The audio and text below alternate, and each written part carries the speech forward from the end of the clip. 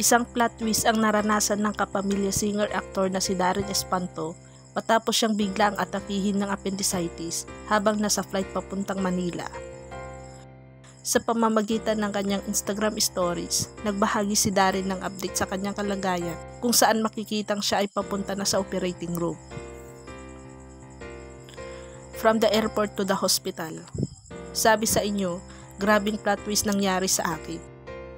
Appendicitis suddenly hit during my flight back to Manila. Was supposed to be back on Showtime today, but emergencies happen talaga. Ani Darren sa kanyang post na nagpapahayag ng kanyang pagkadismaya dahil hindi siya natuloy sa kanyang nakataandang pag-appear sa It's Showtime. Dahil sa biglaang operasyon, kinailangan din kansilahin ni Darren ang kanyang mga naka-schedule na events at shows sa mga susunod na araw. To the producers of the shows, I was supposed to be part of the next few days. I am so sad to have to cancel so last minute. I have to work with you all soon pa rin po.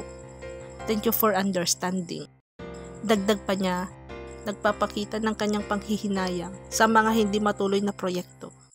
Sa kabila ng hindi inaasahang pangyayari, ipinahayag ni Darren ang kanyang pasasalamat sa kanyang pamilya at mga kaibigan na nagdasal para sa kanyang mabilis na paggaling. OTW to the operating room. Talk to you all later. Pagtatapos ng kapamilya star na nag-iwan ng pag-asa para sa isang matagumpay na operasyon at mabilis na recovery. Nag-aabang ngayon ang mga fans at supporters ni Darren ng kanyang update sa kalagayan habang ipinagdarasal ang kanyang agarang paggaling at pagbabalik sa trabaho. Ayon naman sa mensahe ng Star Magic, on the cancellation of Darren's performance, Tandaya Festival 2024 Summer Day Celebration.